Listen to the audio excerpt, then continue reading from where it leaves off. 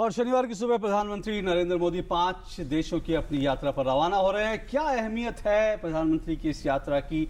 क्या कुछ भारत के संदर्भ में देखें तो इसकी इंपॉर्टेंस है। इसी पे बात करेंगे। हमारे साथ दो मेहमान स्टूडियो में मौजूद हैं। हमारे साथ मीरा शंकर जी हैं। मीरा शंकर जी भारत की पूर्व राजदूत रह चुकी है अमेरिका में। बहुत बहुत शुक्रिया मीरा जी। और हमारे साथ प्रदीप सिंह जी हैं, वरिष्ठ पत्रकार। बहुत बहुत शुक्रिया प्रदीप जी आपका भी।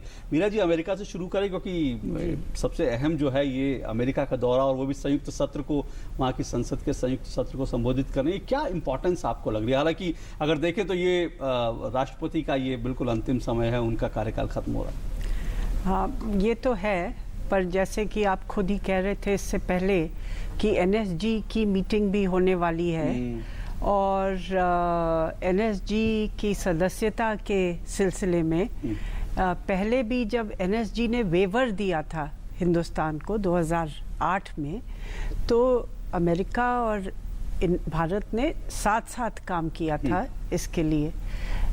तो मोदी जी हो सकता है बात कर सकते हैं इसके बारे में कि अमेरिका भी कोशिश करे भारत की एनएसजी की सदस्यता के लिए।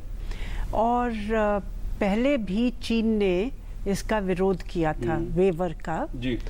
तो प्रेसिडेंट बुश जो थे, उन्होंने चीन के जो प्रेसिडेंट हैं उनसे फ़ोन पे बातचीत करके दबाव डाला था।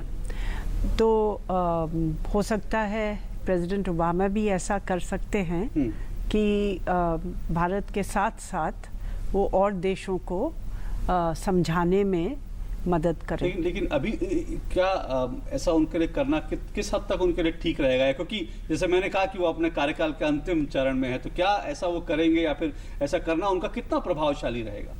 ऐसा है कि अभी जो है 7 महीने बाकी हैं प्रेसिडेंट ओबामा के, और वो भी चाहेंगे, जैसे कि ईरान के साथ इन्होंने समझौता किया, इसी साल किया है, क्यूबा के साथ भी रिश्ते दोबारा से स्थापित किए हैं, तो वो भी चाहेंगे कि भाई उनकी जो लेगेसी है वो भी पूरी हो। तो एक तरीके से राष्ट्रपति तो है ही नवंबर जनवरी तक जी, इसलिए इम्पोर्टेंस तो है ही। पर प्रदीप जी, इस बीच एक जो रिपोर्ट आई है, क्योंकि भारत और अमेरिका के संबंधों की जब बात होती है तो इसमें एक बड़ा पहलू, हमने एनएसजी की तो बात की, लेकिन साथ साथ आतंकवाद एक इम्पोर्टेंस, बड़ा महत्वपूर्ण मुद्दा हो जाता है। और अमेरिकी विदेश विभाग की जो रिपोर्ट है, बड़े मौके से रिपोर्ट आई, और इसमें साफ तौर पर कहा गया है कि पाकिस्तान की सरजमी पर जो आतंकवादी संगठन पल रहे हैं वो अफगानिस्तान और भारत पर लगातार हमले कर रहे हैं। तो क्या इस रिपोर्ट का ऐसे मौके पर आना, प्रधानमंत्री की यात्रा, क्या इसमें देखते हैं? नहीं, मुझे लगता है कि ये थोड़ा सा फील गुड फैक्टर तो जरूर भारत के लिए कंफर्ट लेवल पैदा करता है। इससे ज़्यादा कुछ है इसमें ऐसा लगता नहीं। क्योंकि देखिए, एक बात हम लोगों को समझ लेनी चाहिए कि अमेरिका अपने नेशनल इंटरेस्ट को छोड़कर भारत की मदद के लिए कुछ नहीं करने वाला। हमें अपनी लड़ाई खुद ही लड़नी पड़ेगी, खुद ही ताकतवर बनना पड़ेगा। हमारी लड़ाई कोई और लड़ेगा, अमेरिका लड़ेगा, ये उम्मीद नहीं करनी चाहिए। अमेरिका वहां तक भारत का साथ देगा जहां तक उसका नेशनल इंटरेस्ट सत्ता हो।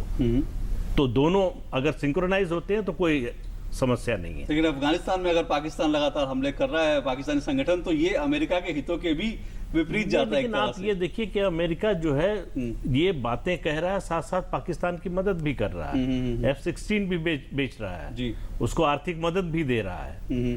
तो दोनों चीजें देखनी पड़ेंगी। तो वो एक संतुलन बनाकर चलते हैं। अफगानिस्तान में पाकिस्तान को थोड़ा सा दबाव में रखने की कोशिश वो लगातार करते रहते हैं जी। लेकिन भारत अंतर्राष्ट्रीय मंचों पर पाकिस्तान जो कुछ कर रहा है उसको लेकर सालों से उठा रहा है मामला। भारत का जो पक्ष है उसका समर्थन करते हैं लोग, लेकिन पाकिस्तान के रवैये में आप देखें तो कोई खास बदलाव नहीं आया। मीरा जी, आप इस बात से सहमत? और साथ साथ इसके बाद मैं ये भी जोड़ूंगा, क्योंकि एक सवाल तो बहुत ही महत्वपूर्ण है, और जैसा प्रदीप जी ने कहा कि फील गुड फैक्टर है, इससे ज़्यादा शायद नहीं। आप इसको कैसे, क्योंकि आपने अमेरिकी राजनीति को बहुत गहराई से देखा है, पर साथ साथ इसके ये भी कि प्रधानमंत्री का जो संबोधन होगा, जाहिर तौर पर वहाँ भी ये मसला ज़रूर उठेगा आतंकवाद का, तो उसको कैसे आप देखते हैं? ये अफगानिस्तान में जो अभी यूएस ने हमला किया अफगानिस्तान से तालिबान के ऊपर, मुल्ला मंसूर पे, एक तरीके से अभी तक अमेरिका ने नहीं किया था। उनके जो ड्रोन हमले थे, ड्रोन से हमले कर रहे थे, वो नॉर्थ वेस्ट जो ट्राइबल एरियाज हैं उनमें था। पहली बार अमेरिका ने ट्राइबल एरिया से आगे बढ़ के बलूचिस्तान में हमला किया है जी। और अभी तक ये कोशिश थी अमेरिका की कि पाकिस्तान के साथ साथ वो किसी तरीके से तालिबान को मेज़ पे लाएं और बातचीत शुरू हो जाए, पर वो हो नहीं रही थी और तालिबान के हमले बढ़ ही रहे थे पाकिस्तान से। बल्कि अगर आप देखें, जब प्रेसिडेंट राष्ट्रपति घनी आए अफगानिस्तान में, तो उनकी नीति ये रही कि पाकिस्तान से बना के रखो, क्योंकि पाकिस्तान की मदद चाहिए तालिबान को नियंत्रित करने के लिए। पर अब घनी भी कहने लग गए कि भाई पाकिस्तान तो बल्कि मदद करने के अलावा वो तो एक ऑब्स्टिकल है, क्योंकि वहीं से रुकावट है, क्योंकि वहीं से आतंकवाद हो रहा है हमारे खिलाफ, तो दबाव डालना चाहिए उन आतंकवादियों को। तो पहली दफ़े अमेरिका ने मुल्ला मंसूर, जो तालिबान के लीडर थे, उनके खिलाफ ड्रोन अटैक किया और वो उनको मारा। और फिर प्रेसिडेंट ओबामा ने ये भी कहा कि आगे भी अगर कोई हमारे खिलाफ काम करता है तो उसको भी हम मार सकते हैं। तो ये नहीं माना कि पाकिस्तान की सॉवरेनिटी के खिलाफ उन्होंने ये किया, बिना पूछ के किया। तो ऐसा है कि कुछ तो चिन्ह हैं कि अमेरिका जिस तौर से पाकिस्तान को देख रहा था उसमें थोड़ा बदलाव आ रहा है। पर ये एक दफे की बात है या पूरी नीति बदल रही है, वो देखना पड़ेगा आगे जाके। ये ज़रूर है कि अभी प्रधानमंत्री के जाने से पहले एक समझौता हुआ है जी। वो आतंकवाद की सूची, आतंकवाद के बारे में सूची का आदान प्रदान करने का हुआ है। इसमें भी देखना पड़ेगा, क्योंकि जैसे बोला प्रदीप जी ने, अमेरिका की जो फोकस है वो अपने आतंकवाद, जो आतंकवाद अमेरिका के खिलाफ है उसके प्रति है। पर अगर वो पाकिस्तान पे दबाव डालते हैं कि अपना थोड़ा ये मामला साफ करें और आतंकवाद को मदद करना बंद करें, जो आतंकवादी गुट हैं वहाँ उनके खिलाफ कार्रवाई करें, तो फिर अलग फर्क पड़ेगा, क्योंकि मुश्किल होगा फिर पाकिस्तान के लिए। प्रदीप जी, एक आखिरी बात आपसे, क्योंकि ये अन्य देशों के भी बहुत महत्वपूर्ण, अफगानिस्तान 6 महीने में दूसरी बार एक तरह से प्रधानमंत्री अफगानिस्तान का दौरा कर रहे हैं, स्विट्जरलैंड जाएंगे जहाँ पे काले धन की बात हो रही है, मैक्सिको में बड़ा इंपॉर्टेंट दौरा है, इन सबको कैसे देखेंगे इस पूरी? नहीं, देखिए, कुछ तो इसमें देश जुड़े हैं NSG की सदस्यता को ध्यान में रखते हुए। US का दौरा महत्वपूर्ण है, तीसरी बार जा रहे हैं प्रधानमंत्री। 2014 में गए, 15 में गए, अब तीसरी बार जा रहे हैं। कांग्रेस के संयुक्त अधिवेशन को संबोधित करेंगे पहली बार। तो एक तरह से पूरी दुनिया में एक भारत का महत्व तो इससे बनता ही है।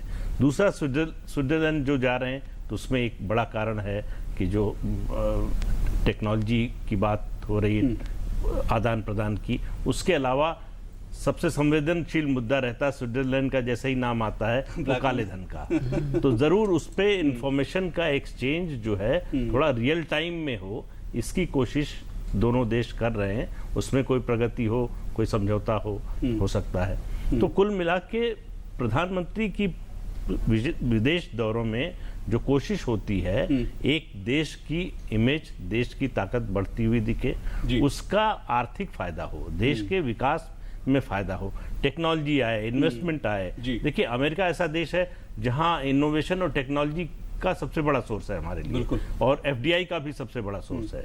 तो अमेरिका से रिश्ते बेहतर होते हैं तो देश की तरक्की में उसका बहुत बड़ा योगदान होगा। बहुत बहुत शुक्रिया प्रदीप जी और मीरा जी, आपका यहाँ पर आने के लिए बहुत बहुत शुक्रिया आपका। तो प्रधानमंत्री की 5 दिन की इस यात्रा पर हम बात कर रहे थे अपने 2 मेहमानों के साथ। वक्त